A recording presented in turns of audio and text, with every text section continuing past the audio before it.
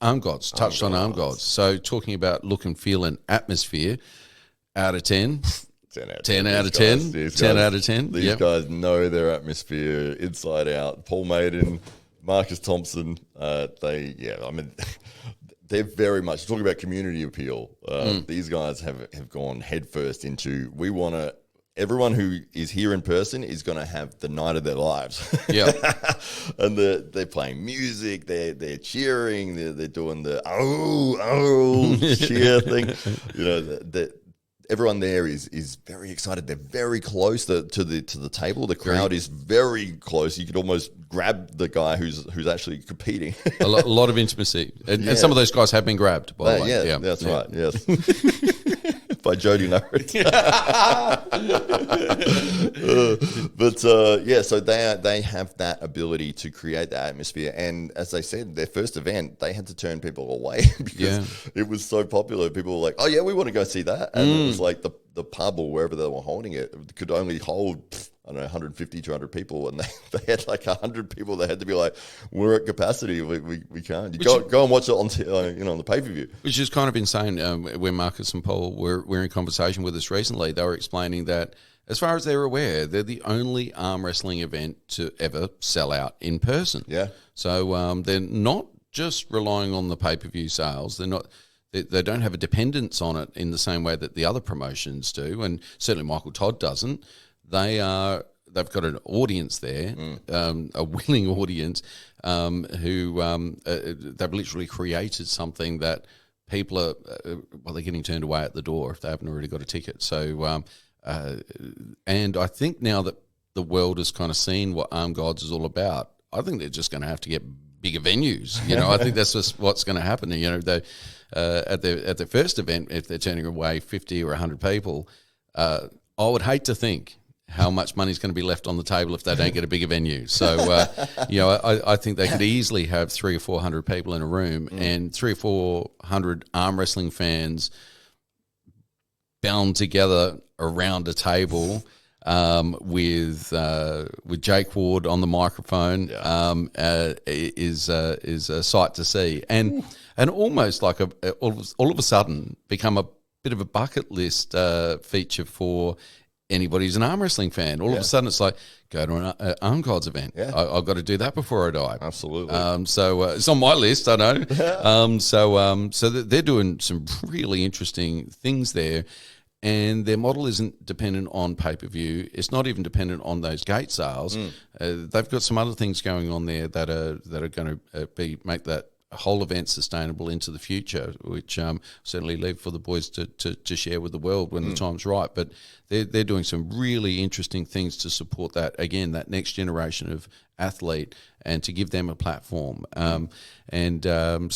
So we love the atmosphere of Arm Gods. We love what they're doing, the ethic of what they're doing. They've certainly got their own look and feel, which is really set them apart. So they've got a marketing point of difference, and they're really creating an event for the spectator in a way that no one else has been able to do in arm wrestling so far. Yeah. So they're really setting some benchmarks there. So in terms of atmosphere, out of 10? They're 11. They're 11. In terms of now, this is the interesting thing. So hugely, highly watchable, really, really great atmosphere, but quality of contestants. Where would you rate that? Probably, or comparatively to we've got to compare them to the best. Yeah, so maybe, East versus West, 10. Maybe 6. I'd say 6 to 7. So is it fair to say that they're more concerned about a competitive matchup than a big name? Yes, definitely. Okay. Yeah.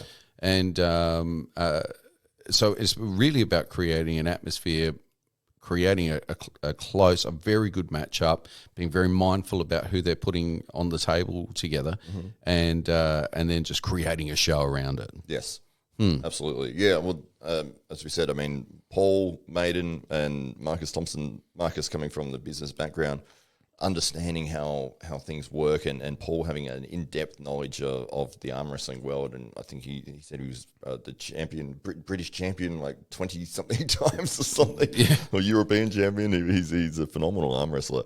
And they know their audience. They know their crowd. And he did mention, we had a nice chat with him last week. He did mention several times that they looked at the darts model, the people that are throwing darts, and how that they've created like a huge... It's almost a festival atmosphere, isn't it? Yeah, when you go to one of those events. Exactly. And, they're playing music and everyone there is cheering, and the dart players are walking in, and there's like, fireworks going off in it.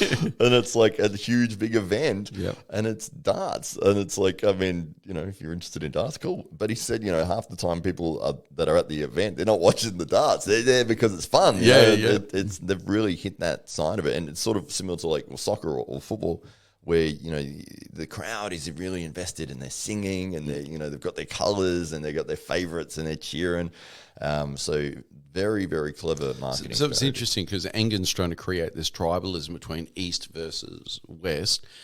You really don't have any of those elements in King of the Table, and perhaps Monster Factory, but you certainly it's there for all to see in Armed Gods, where you've got some very good high quality athletes, but essentially people it's almost secondary to the overall show. Yeah. And if you're a fan, well, the great thing with it is that if you're a fan, you're going to love it. And if you're not a fan, there's every chance you'll have a great time anyway. So that's right. So they're really looking to expand the appeal of the sport outside of the arm wrestling fan by just putting on a better, in their view, a better quality show. Yeah, absolutely. It seems to be that they're or a more entertaining show. Absolutely. Yeah, their model it's very much focused around the live event. Attend the live event, you'll have a phenomenal time. And the production side of things, in terms of the way it was presented, could have been improved a little bit. There were some lighting issues I think that they had. It was quite dark. But, obviously they've identified that. First show, yeah. As we know with the first show. Exactly. But they're going to be doing phenomenal things. I think one of the exciting things about their model is that they could put on events very regularly. And because, say, they're looking at a 300, 400 people event, they could do it probably every 2 months, and you'd get huge crowds there, depending on where you're putting it on, because you're not reliant on those big names. It's just like Armed Gods is here. They're going to be at the... Have they announced where the next event's going to be publicly as yet? I don't know. Okay, so we won't touch on it because it's big news. But I think what's really interesting with Armed Gods as well, you've got East versus West is stuck in Istanbul. You've got Dubai, which is the home of King of the Table. You've got Armed Gods that are not going to be centered on one particular venue. And Michael Todd, the Monster Factory is at the Monster Factory. That's right. That's going to be where it is. So people all know that they're the epicenters of that activity. But when it comes to Armed Gods, they're inclined to take the road on the show, the show on the road, and the road on the show, the road with them as well. And so this is going to be super exciting as they move forward and start putting arm wrestling in different settings. So I think there's a lot to look forward to, and I think that there's many more runs on the board that we'll see from those guys as Armed Gods continues to evolve and develop. And I think of those second tier promotions at the moment, that's the one where I think is got huge potential. Right now, I think there's some exciting things on the horizon with those boys, and really looking forward to seeing the second event. Yeah, absolutely.